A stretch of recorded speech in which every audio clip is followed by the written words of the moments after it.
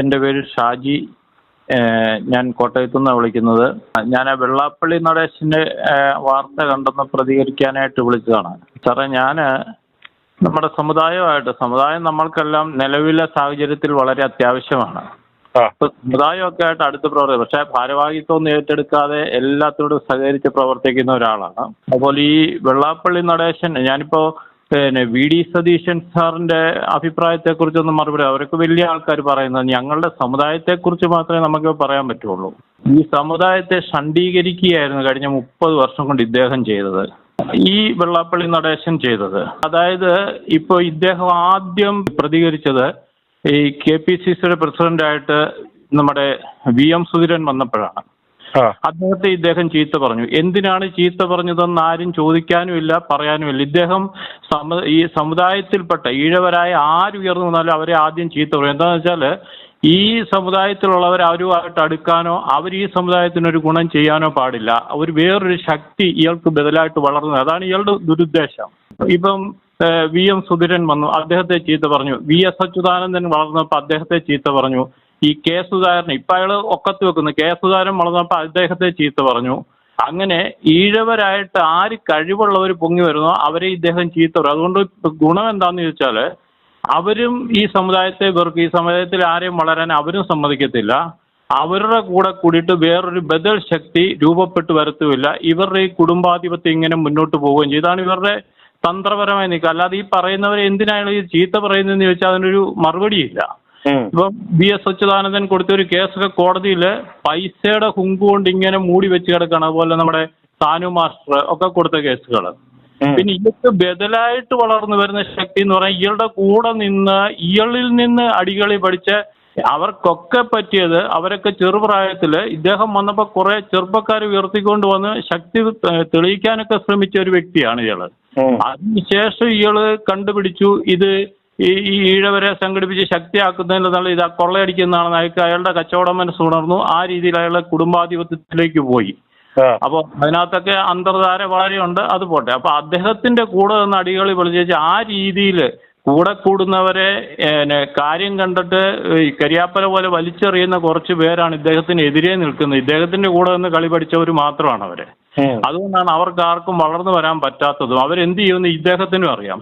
ഇപ്പൊ ഈ VD സതീശന്റെ വിഷയം പറഞ്ഞാല് സാറേ, അതിനകത്തൊരു ഞാൻ വളരെയേറെ സോഷ്യൽ രംഗങ്ങളിൽ ഇടപെടുകയും ഒരുപാട് മീറ്റിങ്ങുകൾ അറ്റൻഡ് ചെയ്യുകയും ഞങ്ങൾ വലിയൊരു മാറ്റം കൊണ്ടുവരാനുള്ള ശ്രമങ്ങൾ നടത്തിക്കൊണ്ടിരിക്കുന്ന ഒരു രീതിയാണ്. അപ്പം എൻ്റെ പരിമിതമായ ചുറ്റുപാടിൽ നിന്നുകൊണ്ടാണ് ഞാനിതൊക്കെ ചെയ്യുന്നത്. അപ്പം ഇതിനകത്തുള്ള കളി എന്ന് പറഞ്ഞാൽ നമ്മുടെ ആശാൻ ജയിക്കാൻ വേണ്ടി ചെയ്യുന്ന പണി ഇദ്ദേഹത്തെ കൊണ്ട് ആശാനെ ചീത്ത പറയിപ്പിക്കാൻ. ഇവര് അന്തർധാരയിൽ വളരെ അടുപ്പമുള്ളവരാണ്. അപ്പൊ അവിടെ ജയിക്കാൻ വേണ്ടി അദ്ദേഹം ജയിക്കുന്ന ഇദ്ദേഹത്തിന് എതിരായിട്ട് അവിടെ പ്രസ്താവന ഇറക്കുക എന്നുള്ളതാണ്. ഇപ്പോ BJP BDJS-നെ ഏതാണ്ട് പുറംകാലിനടിച്ച് തള്ളിക്കളയുന്ന ലക്ഷണമാണ് വരുന്നത്. അപ്പൊ അതിന് ഇപ്പൊ ഇരിക്കുന്നത് രാജീവ് ചന്ദ്രശേഖറാണ്. അയാളൊരു മാനേജ്മെന്റ് ബുദ്ധിജീവിയാണ്. രാഷ്ട്രീയത്തിൽ എന്ത് ചെയ്യും എന്ത് ചെയ്യുന്നില്ല എന്നുള്ളത് പിന്നത്തെ കാര്യം. അപ്പം അദ്ദേഹത്തിന് ഇപ്പം ഏത് കക്ഷി അദ്ദേഹത്തെ സമീപിച്ചാലും ചോദിക്കാൻ നിങ്ങളുടെ മിനിറ്റ്സ് കൊണ്ടുപോവാ, നിങ്ങൾക്ക് എത്ര പേരുണ്ട്, നിങ്ങൾ അവിടെ എത്ര മീറ്റിങ്ങിന് എത്ര ആളെ കൂട്ടി, ഇങ്ങനെയുള്ള കാര്യങ്ങളാണ് പുള്ളി ചോദിക്കുന്നത്. അപ്പോൾ അതിന് ഇപ്പം വെള്ളാപ്പള്ളി കണ്ടിരിക്കുന്ന പണി ഈ വെള്ളാപ്പള്ളിയുടെ 30ാം വാർഷികമാണ് എന്ന് പറഞ്ഞുകൊണ്ട് സമുദായങ്ങളെ അവിടെ ഇവിടെ എല്ലാം കൂട്ടി വലിയ ആൾക്കൂട്ടം കാണിച്ചിട്ട് ഇത് രാജീവ് ചന്ദ്രശേഖരനെ തെറ്റിദ്ധരിപ്പിക്കാനുള്ള പരിപാടിയാണ്. അപ്പോൾ ആൾക്കൂട്ടം കാണിക്കുക, അവിടെ പോയിട്ട് വിദ്വേഷ പ്രസംഗം നടത്തുക. അങ്ങനെ വന്നിട്ട് എങ്ങനെയെങ്കിലും BJP-യിലെ പഴയ സ്വാധീനം കൊണ്ട് ഒരു 10-40 സീറ്റ് BDJS മേടിക്കുക, അതിന്റെ പണം പറ്റുക എന്നുള്ളതാണ് ഇവരുടെ ഉദ്ദേശവും ലക്ഷ്യവും ഒക്കെ. പക്ഷേ BJP ഇപ്പൊ ചെയ്യുന്നത് രാജീവ് ചന്ദ്രശേഖർ വരുന്നതിന് മുൻപേ തുടങ്ങിയ ഒരു പരിപാടിയാണ്. ഹിന്ദു ക്രിസ്ത്യൻ ഐക്യം കൊണ്ടുവന്നിട്ട് മുസ്ലിമിനെതിരെ ഹിന്ദു ക്രിസ്ത്യൻ ഐക്യം കൊണ്ടുവരിക, അങ്ങനെ ഒരു കൂട്ടായ്മ. അതാണിപ്പോൾ കോട്ടയത്ത് നമ്മൾ കണ്ടതാണല്ലോ. ആലഞ്ചേരി പിതാവ് പോലും ഇല്ലാഞ്ഞിട്ട് ആലഞ്ചേരി പിതാവ് ഉണ്ടെന്ന് പറഞ്ഞൊരു കള്ള മീറ്റിംഗ് ഒക്കെ നടന്നത്, ജോർജ് മാത്യു ഒക്കെ. അതുപോലെ നമ്മുടെ ഏതാണ്ട് എറണാകുളം മുതൽ തിരുവനന്തപുരം വരെ ഒരുപാട് മീറ്റിങ്ങുകൾ ഇങ്ങനെ നടക്കുന്നുണ്ട് ഹിന്ദു ക്രിസ്ത്യൻ ഐക്യം. എന്നിട്ട് അതിന്റെ അന്തർധാരയിലും ചില കളികളുണ്ട്. ഹിന്ദുക്കൾ ഇന്നാരും മതി, ക്രിസ്ത്യൻസിൽ ഇന്നാരും മതി എന്നുള്ള കളികളൊക്കെ അതിലുമുണ്ട്. അതിനുള്ള വളം വെച്ച് കൊടുക്കുകയാണ് BJP. അങ്ങനെ ഒരു ഹിന്ദു ക്രിസ്ത്യൻ ഐക്യം കൊണ്ടുവരാണെങ്കിൽ BDJS-നെ അങ്ങ് പുറംകാലിന് അടിക്കാവുന്നതാണ് ഇപ്പോഴത്തെ BJP-യുടെ. അപ്പൊ BJP-യിൽ പിടിച്ചു നിൽക്കാൻ പറ്റാതെ വരുന്ന ഒരു സാഹചര്യത്തിൽ കമ്മ്യൂണിസ്റ്റ് പാർട്ടിയിലും അഥവാ ജയിക്കുന്നില്ല, ഇനി വി ഡി സതീശന്റെ നേതൃത്വത്തിൽ ജയിക്കുകയാണ് എങ്കിൽ വി ഡി സതീശൻ വോട്ട് പിടിച്ചു കൊടുക്കാനായിട്ട് ഇയാൾ ഈ കള്ളക്കളി കാണിക്കും. ചിലപ്പോൾ വി ഡി സതീശനും കൂടെ ഒത്തോണ്ടാണ് ഇയാളെ കൊണ്ട് തെറി പറയിപ്പിക്കുന്നതെന്ന് പറയാൻ പറ്റിയല്ലോ സാറേ. ഇയാൾ തെറി പറഞ്ഞാൽ ഈ സമുദായം മുഴുവൻ തിരിഞ്ഞു പോകും. കാരണം ഈ സമുദായം ഇയാൾ തെറി പറയുന്ന ആൾക്കാരെല്ലാം രക്ഷപ്പെട്ടിട്ടല്ലേ ഉള്ളൂ ചരിത്രം. അതാ പറഞ്ഞ ഈ വി ഡി സതീശനും കോൺഗ്രസും കൂടെ കൂടിയുള്ള ഒരു ഒത്തുകളിയാണോ ഈ പിണറായിയെ ഇനി മുന്നോട്ട് കൊണ്ടുപോകാൻ പറ്റത്തില്ലാതെ വരും. പിണറായി ആരോഗ്യവാനല്ല. അപ്പൊ ഇനി പിണറായിയെ പിടിച്ചിട്ട് കാര്യമെന്നുണ്ടെങ്കിൽ ഇയാൾ വി ഡി സതീശനെ ചെറു പറഞ്ഞ ഈ സമുദായം മുഴുവൻ വി ഡി സതീശന് അനുകൂലമായിട്ട് വോട്ട് ചെയ്യും. ഇവൻ പറഞ്ഞ ഇവന്റെ മോൻ പോലും കേൾക്കുവോ? കേൾക്കല്ല. അതാ പറഞ്ഞു ഇതിനകത്ത് അതാണ് ഞാൻ വി ഡി സതീശന് കാര്യത്തിൽ ഞാൻ പ്രതികരിക്കുന്നത്. കാരണം ഇത് വി ഡി സതീശനും കൂടെ ഇപ്പം എം മണി ചെയ്യുന്ന പോലെയുള്ള പണി വി ഡി സതീശനും കൂടി ചെയ്യുന്നതാണോന്ന് അറിയാൻ പറ്റില്ല. ഒന്ന് രമേശ് ചെന്നിത്തല ഇതിനകത്ത് കളിക്കുന്ന കളി സാറിനൊക്കെ അറിയാമല്ലോ. ആദ്യം കോൺഗ്രസിനെ തകർക്കാനായിട്ട് രമേശ് ചെന്നിത്തലനെ അവർ പൊക്കി കാണിച്ചു. അതിനകത്ത് പിന്നെ വെള്ളാപ്പള്ളിയുണ്ട്, പിന്നെ സുകുമാരൻ നായരും എല്ലാം ഉണ്ട്. ബി ജെ പി ഇപ്പോൾ വോട്ട് പിടിക്കുന്ന ആർക്കാണെന്നുള്ള സാറിന് അറിയാമല്ലോ.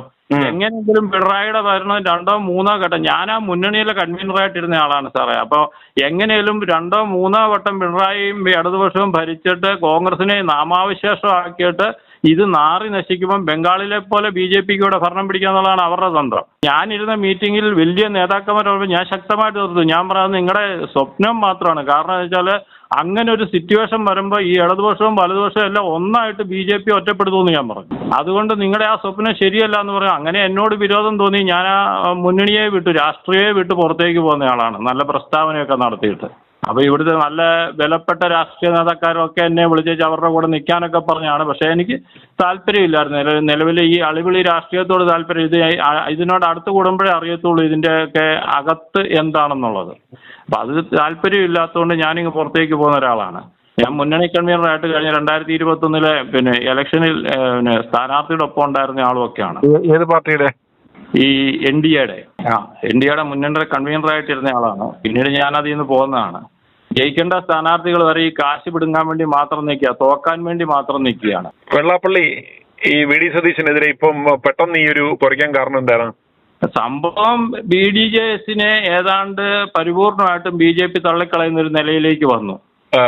അങ്ങനെ വരുമ്പോൾ ഇനി ജയിക്കാനുള്ള പാർട്ടി ഒരു പക്ഷേങ്കിൽ ഇപ്പൊ എല്ലാവർക്കും ഇപ്പൊ ഇവർ തന്നെ പറയും 100 സീറ്റിൽ ജയിക്കുമെന്നാണ് വി ഡി സതീശന്റെയും പറയുന്നത്. വി ഡി സതീശൻ അന്യായ കളി കളിച്ചുകൊണ്ടിരിക്കുകയാണ്. എങ്ങനെയാലും ഈ പ്രാവശ്യം പിടിക്കാൻ, അല്ലെങ്കിൽ വി ഡി സതീശന്റെ ചീട്ട് കീറിപ്പോവും. അപ്പൊ ഇതിന്റെ കളി അതൊക്കെയാണോ എന്നൊന്നും പറയാൻ നമുക്ക് പറ്റത്തില്ല. കാരണം ഇയാൾ തെറി പറഞ്ഞോ അവർ ജയിക്കും. ഇപ്പൊ നമുക്കറിയാം, സിനിമാ മുരളിയേയും വെച്ചുകൊണ്ട് ഇയാൾ മൈക്കും വെച്ചിട്ട് ആറ്റിക്കൂടെ എല്ലാം തോട്ടിക്കൂടെ എല്ലാം ആലപ്പുഴ പ്രചരണം നടത്തി. മുരളി തോറ്റും പോയി, അന്ന് വി എം സുധീരൻ ജയിക്കുകയും ചെയ്തു. ഇയാൾ നേരിട്ടിറങ്ങിയിട്ട് പിന്നെ മഴയെ നനഞ്ഞ് വള്ളത്തേല് കെട്ടുവള്ളത്തേല് മൈക്ക് വെച്ച് പ്രചരണം നടത്തിയതാണ് മുരളിക്ക് വേണ്ടി.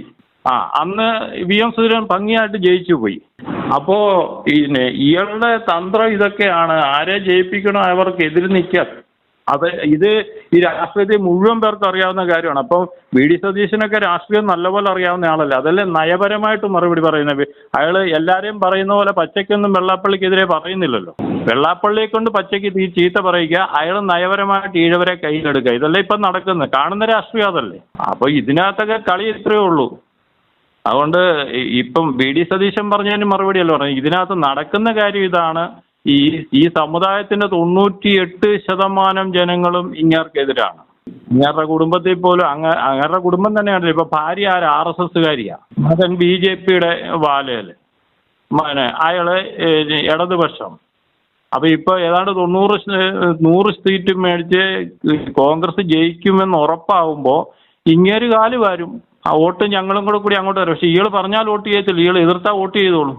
ആ ഒരു രാഷ്ട്രീയ തന്ത്രമായിരിക്കും. എന്നിട്ട് ജയിപ്പിച്ച് കഴിയുമ്പോൾ ഇയാൾ തോളെ കൈയിടും. ഇത് പരസ്പരം അറിയാമല്ലോ. ഞാൻ തെറി പറഞ്ഞുകൊണ്ട് താൻ ജയിച്ചെന്നുള്ളത് ഇവർക്ക് കറക്റ്റ് അറിയാമല്ലോ.